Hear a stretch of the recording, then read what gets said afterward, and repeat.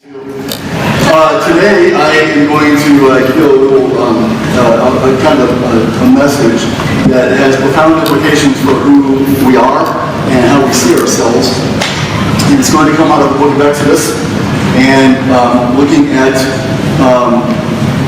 you'll be maybe interested to know that the first thing that we ever see actually written down in the Bible, in this collection of writings and poems and songs that we call the Bible, the first thing that was ever written down is written by not a person, but by, according to the ancient rabbis and sages, God himself.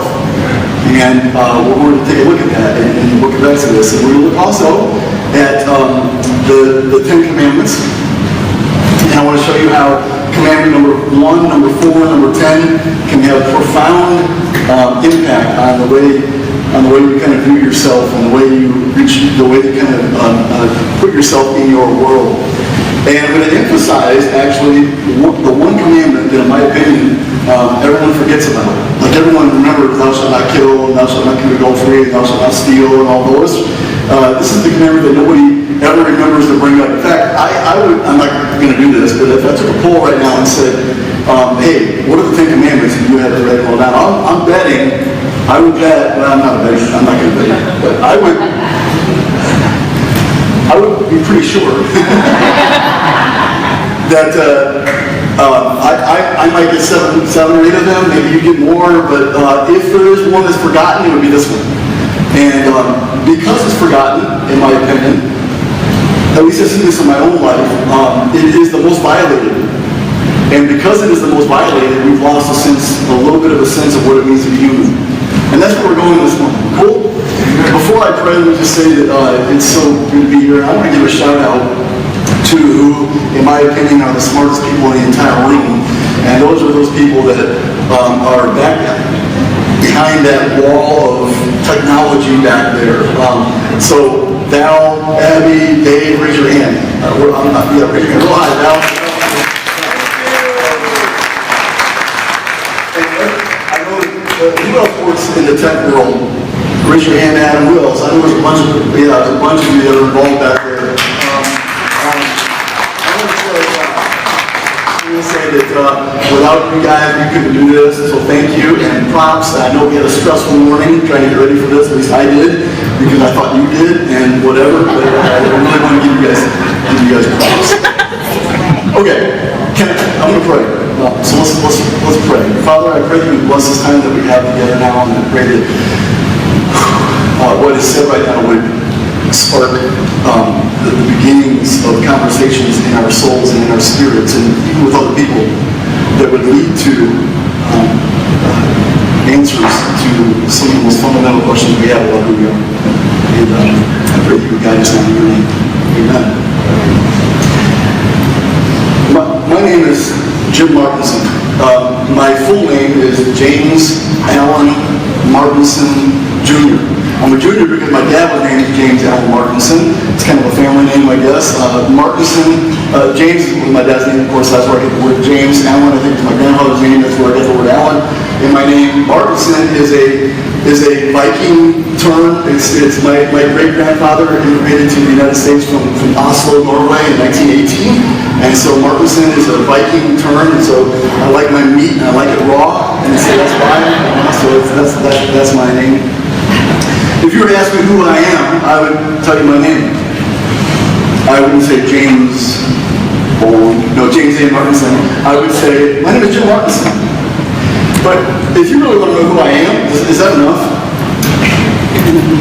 It's just a title, right? It's just an identifier. So I might go on to say, well, I have a wife, beautiful wife, got 3 kids, Brendan, Haley, and Whitney. I just met a Haley this morning. I asked her if this is her first time here because I didn't remember being here. She said, no, I've been here since its inception. This church is actually her idea. Right, Haley? No, I'm just joking. I felt bad because I said, hey, is this your first time here? She said, no, I've been here for years. Sorry. But her name is Haley. My daughter's name is Haley. If you would ask me who I am, I might go beyond my name and say, okay, I'm married, got 3 kids, my dad is no longer with us, my sister is no longer with us, but I've got a brother who's alive, my my mom's still around, and I might tell you, some of it's kind of expanded out. But really, does that answer the question? Who are you? Really, just who are you? And I like, even if you press me on it, talk about all kinds of stuff that I'm interested in. Well, I like to snowboard, I like to golf, I like motorcycles, and I like to travel with my wife, and tell you all the kind of stuff that I like to do. And does that really answer the question? No, not really. And I might even say, okay, who are you? Well, this is who I was. And I can tell you what school I went to, what college I went to, what degrees I have, what my work experience is, all the stuff in my past that I'm proud of, all the stuff in my past that maybe I'm not proud of, and it gives you my past. But does that answer the question? Or maybe the answer to the question is what I look at for my future. And I can say, man, I've got this hope and this dream, and I want to do this, and so I'm working on this right now because I want to see that happen, and that's who I am. Friends, honestly, I think I'm pointing out the obvious, but what may not be so obvious, and especially profound in that is, most of the things that we attach to who we are no more than just identifiers of something else. We talk about losing your identity, having your identity stolen. Anybody ever had your identity stolen? A few of you, okay? No fun. No fun. You have to go get your license back, and you have to cancel all your credit cards, get more credit cards, you have to get your social security number, and it's just a mess. It takes a long, long time. But I think you guys, especially the ones that just had their hands up, who said that they've had their identity stolen, would agree with me that you were not stolen. Some of your identifiers were, and it was, kind of no fun, but at least you were not stolen, because who are you goes, I think we instinctively know way deeper than names, past, future, activity, thoughts. I am not my thoughts. Thank goodness. This morning I forgot something. I came to church and messed around with the tech table and totally destroyed all sense of continuity that they had back there. And so I dismissed myself and remembered that I forgot something at home, so I had to run back home. And I knew that I had to get back here for a meeting at 20 till 10 with some people. And so I was rushing to get home, and I caught every stinking red light on the way home. I got behind every student driver that's in the state of Delaware. I got behind them on my way home and back.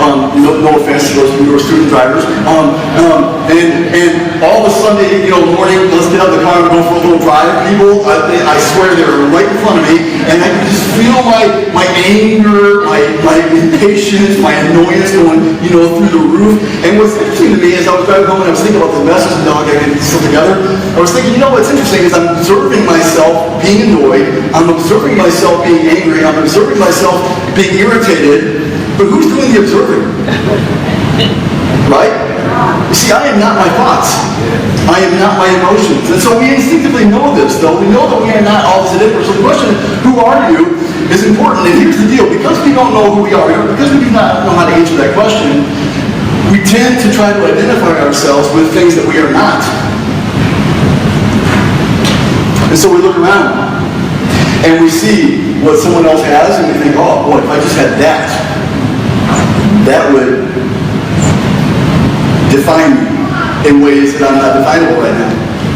And so we go to school, you look around and, you have the popular kids over there, and everybody loves them, and they're really good looking and really athletic, and you think, well, if I just had that, if I just had her body, or his skill, or their intellect, or if I just went to that university, I got accepted here, but boy, if I could have just gone there. You see, we start to identify with things that we're not because we're trying to figure out who we are. And so, we get married maybe, and we have some kids, and we put on some weight, and we have a job, and we collapse on the couch at nighttime, and we turn on the TV, and we're reminded about all the stuff that we need to have to make our lives better. And we're always constantly being reminded that we're just not enough. There's more. It is something. It is someone. And so because we don't know who we are, we're reaching out for what we are not, and we've created a prison for ourselves. But what an exhausting way to live. Honestly, talking from experience. Who are you? You know, it's a question that if you're serious about asking yourself, you're probably going to end up asking God. You're probably going to drill down, and eventually you're going to ask the question of, God, who are you? Now, if God were here this morning, sitting here, and I'm looking for somebody that might qualify, I'll pick on you. What's your name? Luca. All right. Luca is undercover today, and if God were sitting where Luca's sitting, and we could say to you, who are you? What would he say? You know, if God were undercover here today, would he take off his hat and say, folks, I'm God? And you say, well, what does that mean? Who are you? And I wonder if God would give us all of his past experiences and all those things that he ever did in history as an explanation. I wonder if God would say, well, look, this is what I'm going to do, and give his future hopes and what his future plans are as an explanation. Or I wonder if God would say, you know, hey, this is good. I have a son, and have a spirit, and try to define that with his relationships. I wonder how God would actually define himself if we were to actually have a conversation with him and say, who are you? What's interesting is that God does answer that question.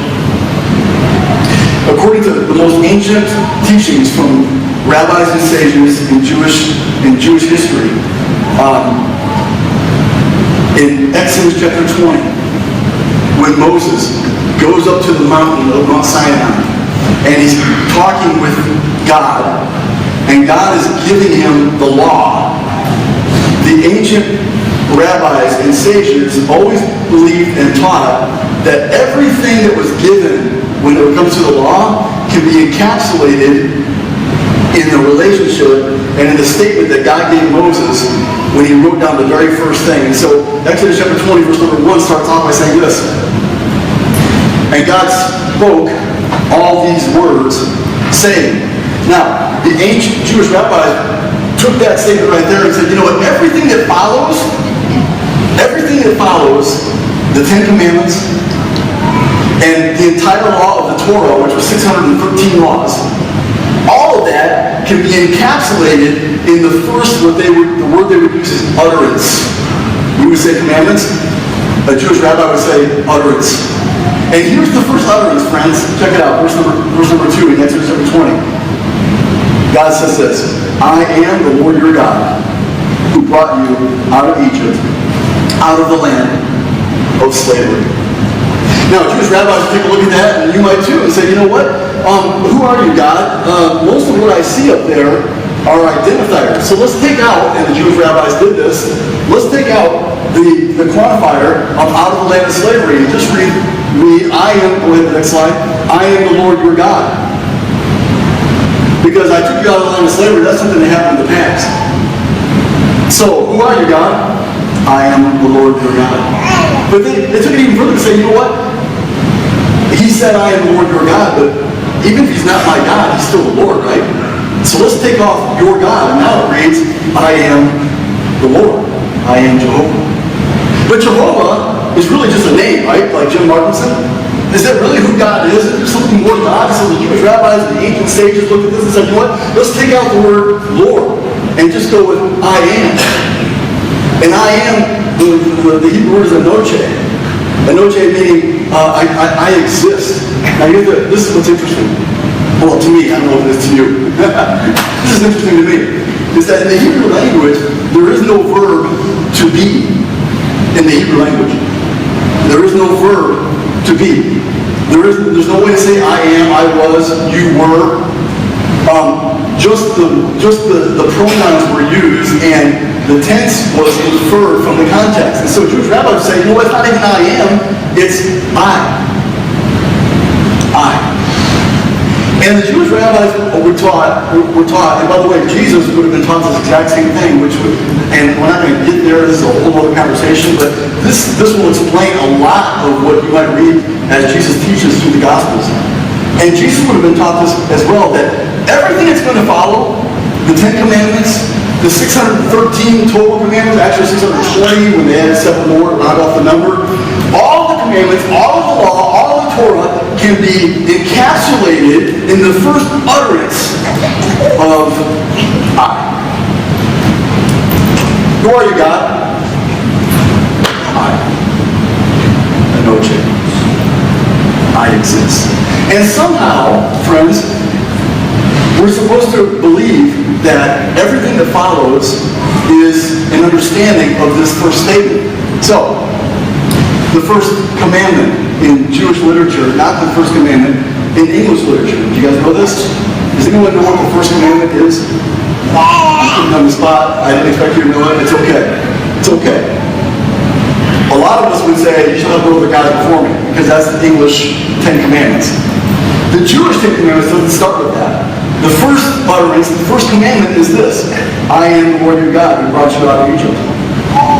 We just read it. That's the first commandment. The second commandment, commandment number 2. Go ahead to the next slide. Commandment number 2. You shall have no other gods before me. You shall not make for yourselves an idol in the form of anything. The Jewish rabbis took what we would say are commandment 2 and 3 and combined them, and they are both they're both commandment number 2. But the idea is, look, God, who are you? I exist. I am. Because that's true, friends, I don't want you to have any other God before me. There are no others. And don't make a graven image. Don't you dare put an identifier on me, because that's not who I am. I am not my identifiers. God is saying, are you catching this? I am. Now, let's go on and breeze through the rest of the commandments so you can see how these all work. Oh, is that me? Is that you? Is that God? Is God God, where are you? I'm so I'm going to yell, and then as soon as he puts it back on, all your ears are going to explode. I'm yelling. Can you all hear me? Yes. Because I don't think am I on? No. Even better, I'm being recorded. This is awesome. Say whatever I want to say, and I'm not on record. Okay, God, who are you? I am. Therefore, commandment 3, oh, there we go. You shall not misuse the name of the Lord your God. Get it? Commandment 4. And by the way, we're turning a corner here. This is important. Commandment 4. Remember the Sabbath day to keep it holy. Now, if you were to read the rest of Commandment 4, God actually gives the reason for this. And the reason for this is, God says, I created heaven and earth. And after I was done, I rested. Now, did God need to rest? Presumably not. Why did he rest? We catch a clue right here in commandment number 4. And what he's saying is, I am, and I want you to take time every week to remember that you are. Now, when you say I am, little I, little am, you're not saying you're God. What you're saying, though, is I exist. And God says, look, take time out of your schedule to rid yourself of everything that you're doing and pursuing and going after all the things that you want, to remind yourself that you are. That's what I did. That's what I want you to do. And so you see there's a connection now. God says, we say, God, who are you? God says, I am. And I want you to know that because I am, you are. Tracking with me? This is important. Then we get to the famous commandments. Next commandment, commandment number 5. Honor your father and your mother. Can I get an amen, parents? Yeah. All right. Commandment number 6. Commandment number 6. Thou shalt not kill. Commandment number 7. Thou shalt not commit adultery. Commandment number 8. Thou shalt not steal. Commandment number 9. Thou shalt not bear false witness against your neighbor, which means to lie, don't gossip, don't slander, right?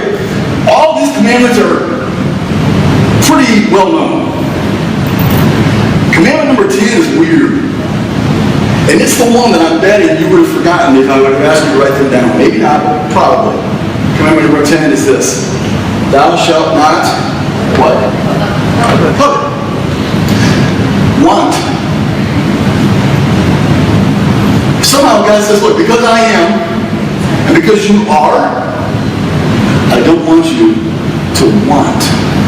Now, there's two sides to wanting. There's wanting in a good thing, in a good way, being driven by the right spirit, right? We all want to grow and be our best and be challenged. That's not what that's talking about. This is wanting in a destructive way. So God says, hey, commandment number 10. Don't want. I am, therefore you are, therefore Don't covet. I mean, don't want your neighbor's house. Like you're driving around and you're looking around at where everyone else is living and you're thinking, man, what is wrong with me? Right? Don't want someone else's wife. Because by doing so, you are negating the fact that you are, and by going after something that you want, you're trying to define yourself by all the wrong things. So don't even want your neighbor's wife, right? Don't want or covet your neighbor's servants. Don't want or covet your neighbor's ox or donkey or BMW or Lexus or Harley Davidson Wide, or your neighbor's. Don't want your neighbor's grades. Don't want your neighbor's life. Don't want your neighbor's status. Don't want your neighbor's experiences. Don't want your neighbor's parents. Don't want. You get the idea. Because God is saying, look, you are not what you want. But we are a culture of people who are largely defined by not that we are, but by who and what we want. Are we not? And so we go through life. Because we don't know who we are, we go through life looking around at everybody else and thinking, boy, if I just had what she has. If I just had her looks. If I just had her opportunities. If I only had her relational network. If I only had her husband. Her education. Right? Don't we? Don't we do this? And we look around at men, and it's the same thing, you know, and we want. Because we don't know who we are, we let ourselves be defined by what we're not, and that becomes a prison that we all live in. We are prisoners and slaves to all kinds of stuff that really has no business being a part of us. And so God says, look, you say, who are you, God? God says, I am. Yeah, I've accomplished a lot. Yeah, I've got a name. Yeah, I'm going to do some stuff. Yeah, I've got a relational network. And yeah, I've got some. But all you need to know is none of that really is who I am. I just am. And God said, by the way, I want you to know that you are also. And so there's kind of a contest going on here. I am versus I'm not. Right? And so when you look at the 10th commandment, thou shalt not covet, you know what's weird about it to me? Like all the other commandments you can look at and you can know if somebody blew it.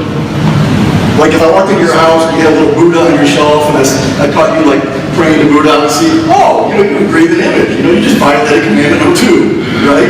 Or if I come visit you, on death row in prison, hey, you violated commandment number 7 and you killed, right? That's something we all can see. If you don't honor your parents, maybe that's something you don't get, but your parents definitely get it. They can see it. All the other commandments are really, really obvious, but when it comes to the 10th commandment, isn't this weird that God says, don't want? Like, how in the world are you supposed to enforce this? How do I know if you're wanting? How do I know this? See, this is something that we put on ourselves, right? And that's what's strange about it. And if you think that all the way through to its logical conclusion, maybe commandment number 10 is not really a commandment, but it's a reward. Maybe God says that by knowing that I am, knowing that you are, and by following me, which is what the commandments are all about, by following me, maybe one of the things that you'll experience is the freedom of not having to be bound by all the stuff that you're not. Check out this quote by an 18th century rabbi, Rabbi Michael of, I'm going to butcher the name, someone else can help me with the Eastern European name here, Zolotoff. Here's what he says: if a person is worthy and fulfills all the preceding nine utterances, God promises us that we will not covet anything that is our neighbor's, which is to say that your heart will be complete and you will rejoice in your allotted portion and with whatever you possess. So you can see commandment number 10, even though we forget about it, We often violate it, but isn't it almost like a reward that God will give if we understand? And friends, I just want you to know today that you are enough. You are enough. You are worthy. You have intrinsic value right here, right now, in this place. You don't need anything else or anybody else because you are. And when you can rest in that and you can understand it right now in this place, you are enough. You're drawing near to a God who, by the way, who one of his names is place, capital P. Because he is. And friends, maybe all of us need to take seriously the fourth commandment, the fourth utterance that says, hey, let's take time out of our busy schedules, away from the scramble, to remind ourselves that we are. That we are enough. Who are you? After all that, if you ask me, I seriously don't even know how I can even answer the question. I don't know what the answer is for myself. I just know that I am not my thoughts, my emotions, my past, my future, my name, my clothes, my possessions, my family. I am separate from all that in some way. God made sure of that. And you are too. If someone asks you, who are you? And maybe you're here this morning, you're like, you know what? I have no clue. I have no clue. It's my prayer this morning that you will look to the I am, capital I, capital A-M for your answer. Because remember, he said, in Exodus 20, verse number 2, he said, I am the Lord your God who brought you out of Egypt, out of the land of slavery. This is like a calling card. Who are you, God? Here's my card. And imagine the card for a minute, right? And in the middle of this card is his name, Jehovah. And right underneath his name is freeze slaves. And what if on the bottom right-hand corner, call anytime. Call anytime. Which would always be listening, right? God, I pray that even right now, that hearts would call out to you to be released from the bondage and the slavery of pursuing all the stuff and all the people, all the things we need. And God, I pray that you would instill in each one of us a sense of the intrinsic value that you've given to each of us. Help us to know, not just know, but know that we are not what people call us. We are not the names that people have given to us. We are that. We are not the possessions that we chase after. We are not the achievement and the success that we so passionately pursue. I pray, God, that you would drive that home to each one of us today in our hearts.